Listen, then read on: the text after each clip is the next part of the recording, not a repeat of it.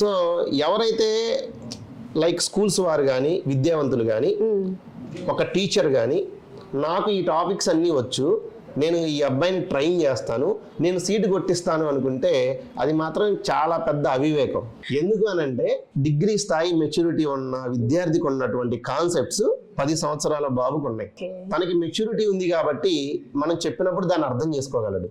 మరి వీళ్ళ పరిస్థితి ఏంటి?